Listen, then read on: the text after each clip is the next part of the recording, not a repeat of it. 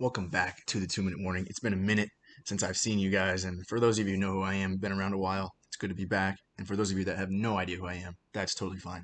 Let's talk football. Today we're talking Gators versus the Kentucky Wildcats. This weekend's matchup, September 10th, second game of the year, and the Gators already have a big SE East showdown on their hands. This game's going to be very interesting. The Gators were obviously unranked coming into that last week's win, which we are going to talk about. Even though this video is mostly about this game, I do have to touch on that Utah game because that was a huge win. But number 12 now, the Gators are ranked after that win last week over number 7 Utah. Kentucky Wildcats number 20, both ranked teams, both 1-0. Very very big game here. Here is the matchup predictor actually giving Florida the slight edge, which is a good sign. But I guess I'm not a huge fan of being the favorite because I don't know, upsets. Then you can be upset if you're the favorite, but we won't put too much into that because I have no idea. ESPN's Football Power Index, I don't have much faith in. So that's not a huge deal for me. It's going to be a very even matchup, and Kentucky has really given the Gators a lot of trouble in the last couple of years, especially last year, handed it to us at their place, and really just put our season on the downfall, even though it was bad already. But like I said, the Gators have owned this matchup throughout history, but in the recent couple years, they have not. So this is a big matchup, and I don't want to take Kentucky lightly at all, even though this is definitely a game that the Gators should win. Before we get too much more into it, drop in the comments below who you think is going to win this game and give me a score prediction. Before we get into the rest of the video, talk about the Utah game. Huge win for the Gators, and I mean huge at home.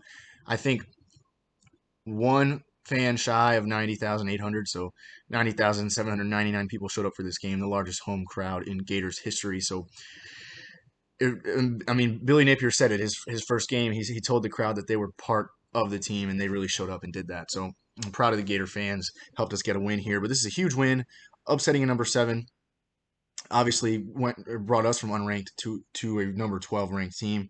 But I really want to highlight how well Anthony Richardson played, and the whole team in general. The coaching was smooth, the team was smooth, but Anthony Richardson was outstanding.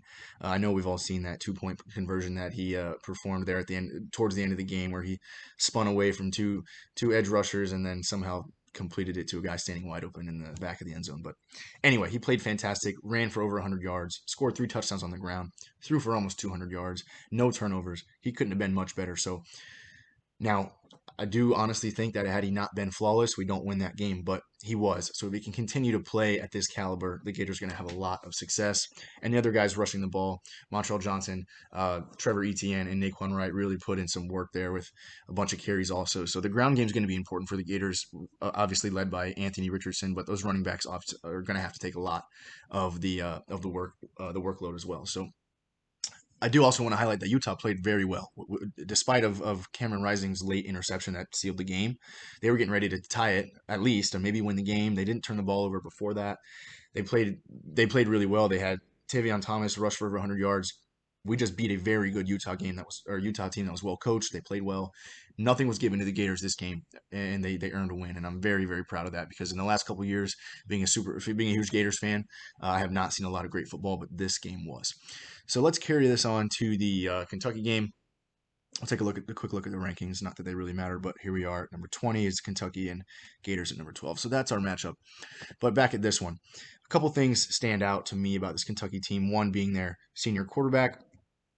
In last week's game, they had I don't remember who they played, but it wasn't really nobody that good. So their last week's win was not nearly as big as the Gators, but threw for over 300 yards, 3 tutties. I mean, he's going to be their team leader.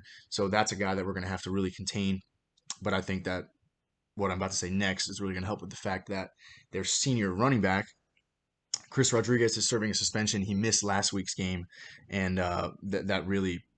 Let's take a look at here. Well, they won't have Chris Rodriguez, which is what I'm getting at. Is they're not going to have the huge run game. And last week against Miami of Ohio, they only rushed 50 yards. So that's my point. Is this Kentucky offense is going to be largely one dimensional without their senior running back, which is going to put a lot of weight on their senior quarterback. Not that he can't handle it, but when you take a big hit out of your offense like that, it's going to make the game obviously pull in the Gators' favor. So last week we allowed a 100-yard rusher. I don't think that's going to be happening at all in this coming week against Kentucky. If Kentucky is going to manage to win this football game, it's going to take a 400-yard performance by Will Levis because I know the Gators offense is going to come out hot. We got all fresh rushers, and we got Anthony Richardson, who through one strong week of football, is playing like a Heisman candidate. So Kentucky Wildcats definitely have their work cut out for them. This is going to be a good game. Um, Being in the swamp, obviously that gives the Gators a huge edge because the turnout's going to be just as good, if not better than it was against Utah because these fans, I mean, that win against Utah last week really gave me hope that we might be actually really good because it just seems the last couple of years the Gators have been coming up short on big games like that, which gives you just enough hope to continue. But then they let us down. Actually came out with a win on this game and everything looked sharp. I got a lot of faith in Billy Napier and a lot of faith in a maturing Anthony Richardson. So I like this team a lot. And I do think that we're going to come out on top this weekend against Kentucky. I think it's going to be a 10-point game. I'm looking like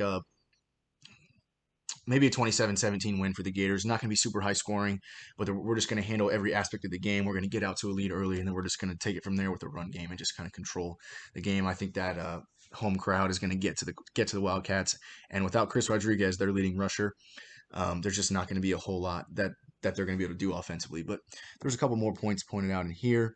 The fact that we had 4 touchdowns on the ground last week, that was huge, and 106 of those were Anthony Richardson, and 3 of the touchdowns were. I would like to see, if you look at this little paragraph here, they talk about the fact that Anthony Richardson didn't throw for a touchdown last week, which, looking at the way the game played out, that shouldn't matter. I mean, he threw for 170 yards and no turnovers. Why would he need to throw for a touchdown if he ran for 3 and won against the top 10 team? He really shouldn't.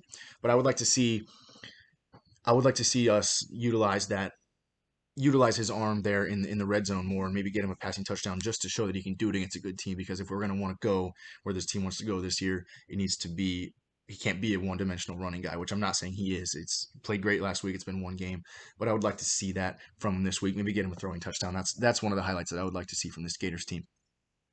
And that's really it. The main things that I wanted to point out about this Kentucky team was their missing running back, senior guy that they put a lot of weight on coming into this year that now is serving a suspension. So they won't have him. They're going to have to rely on the passing game from Will Levis, which he can handle it, but this Gators defense is going to shut him down. I think it's a 10-point win for the Gators. I'm going 27-17. And I think we're going to have 2 turnovers both through the air. So I think the Gators are going to handle the Wildcats this weekend. Let me know what you think down below in the comments. 2-minute warning.